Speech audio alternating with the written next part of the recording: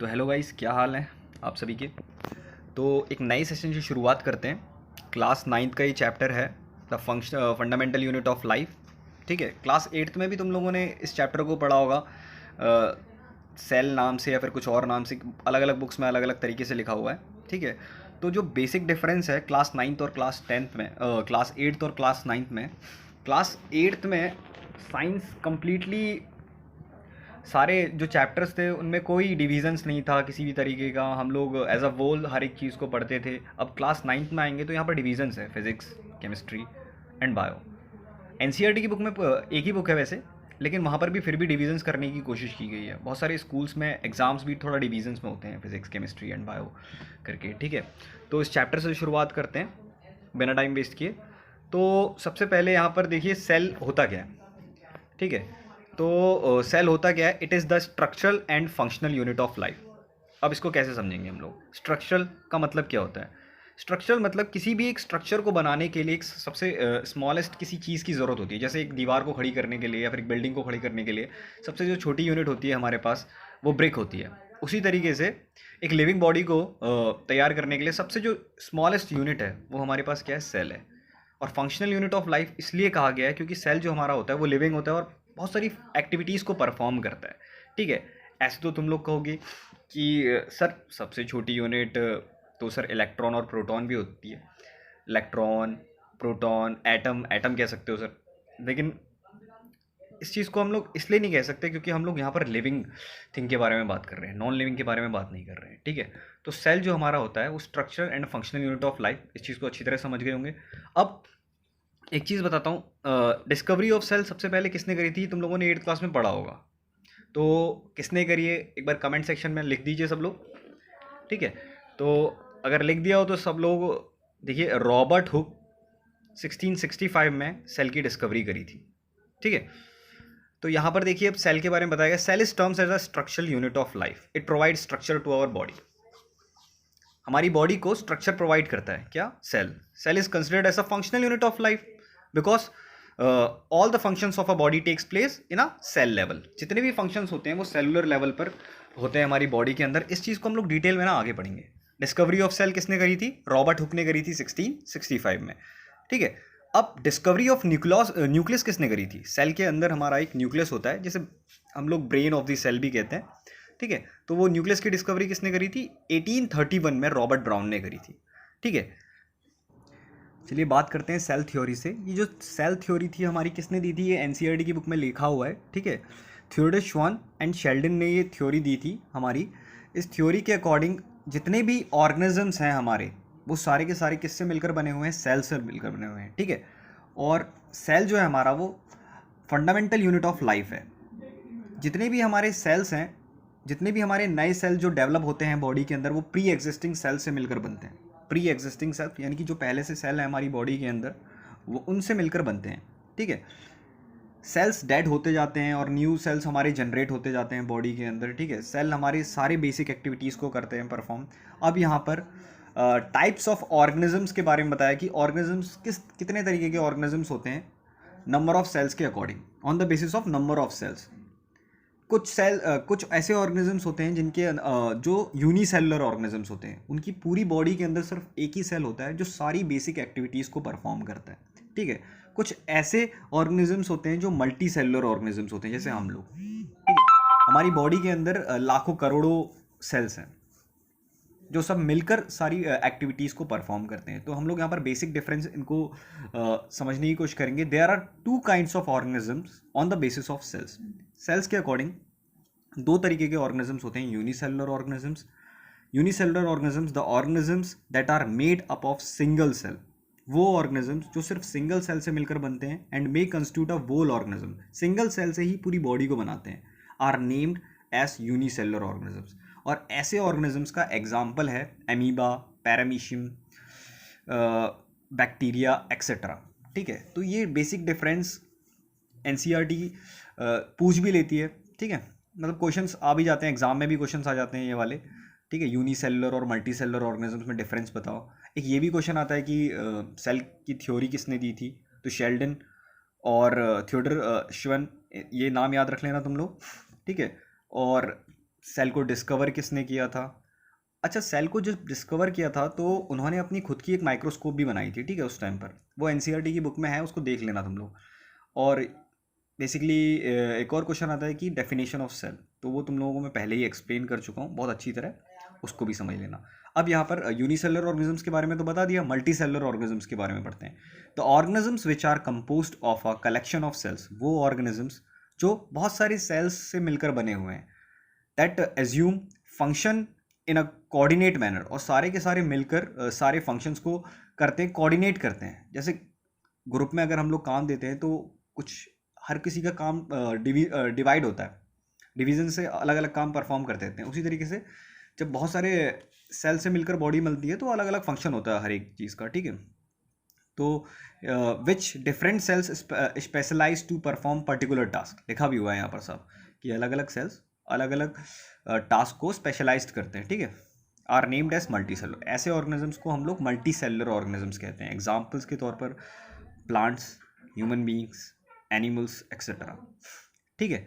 इस बेसिक चीज़ को समझने के बाद यहाँ पर shape and size of cells की बात करी गई है कि सेल की जो शेप और साइज़ किस तरीके के होते हैं।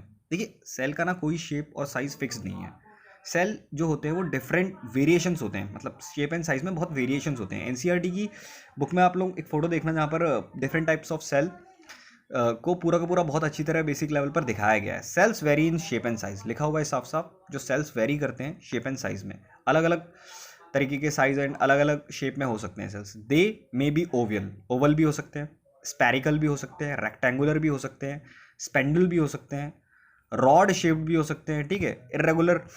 जैसे अब अलग अलग कुछ एग्जांपल्स देता हूँ सेल के तुम लोगों को, ठीक है।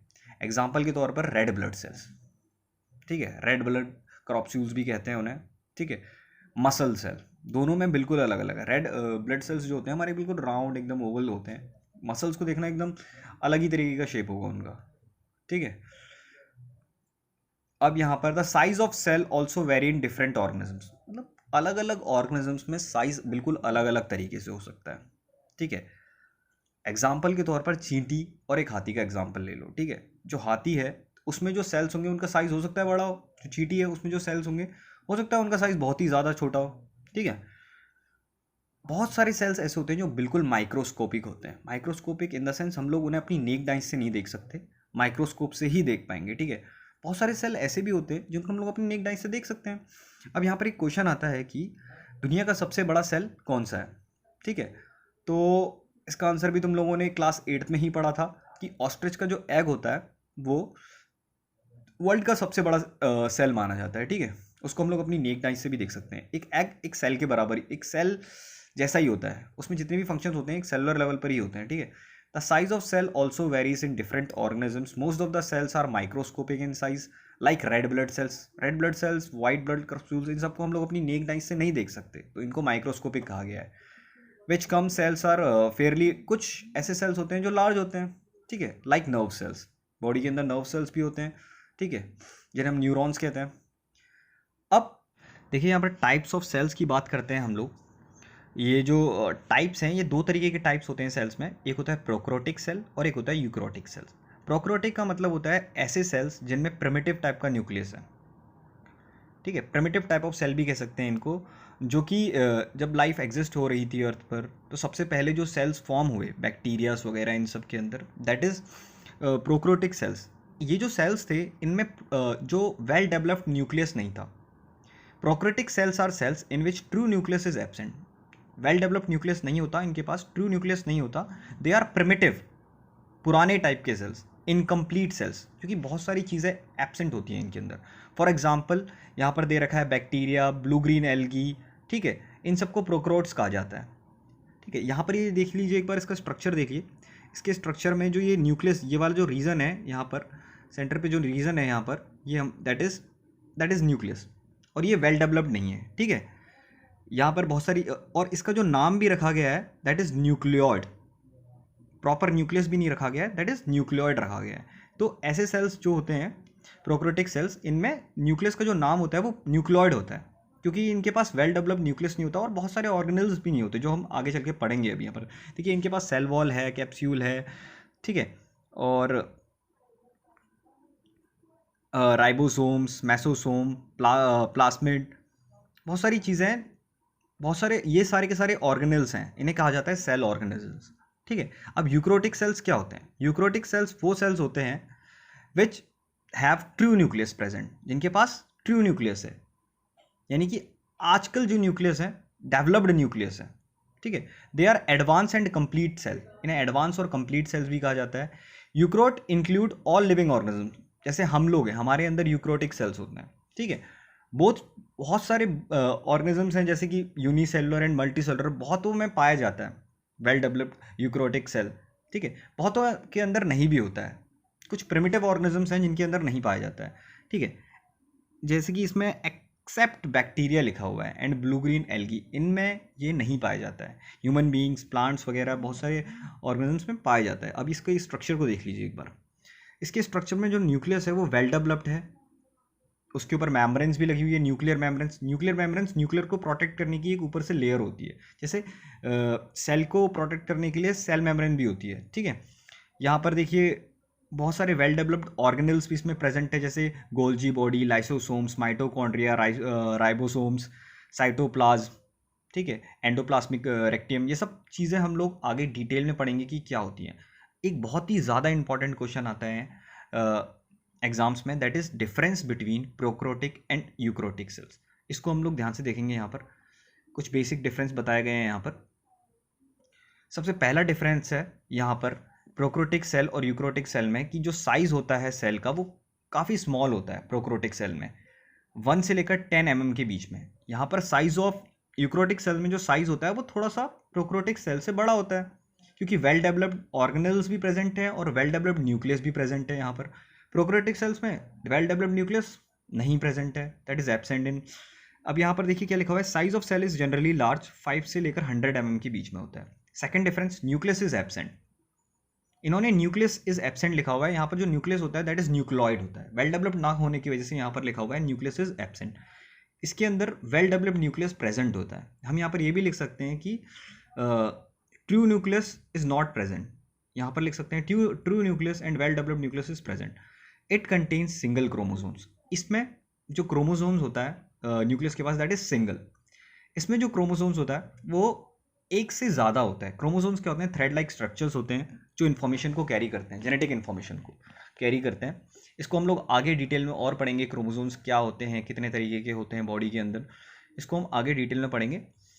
अब यहाँ पर nucleus is absent, nucleus is present, वही वेल डेवलप्ड न्यूक्लियस की बात की गई है। ठीक है, अब यहाँ पर एक डिफरेंस लिखा हुआ है, membrane bound cell organelles are absent. बहुत सारे ऐसे ऑर्गेनल्स हैं इस सेल के अंदर जो मिलते ही नहीं हैं।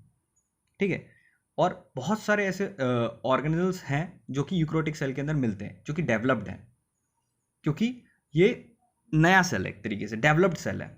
मेम्ब्रेन बाउंड सेल ऑर्गेनल्स में जैसे mitochondria, plastid, endoplasmic reticulum, Golgi apparatus, ये सब मिलता है यहाँ पर। ठीक है, ये सारी चीज़ें इसके अंदर प्रोक्रोटिक सेल के अंदर एब्सेंट है। तो आज के लिए इतना ही, इसको ध्यान से पढ़िए और नोट्स क्रिएट कीजिए। किसी भी चीज़ में अगर डाउट हो तो कमेंट सेक्शन में मुझको लिख सकता है।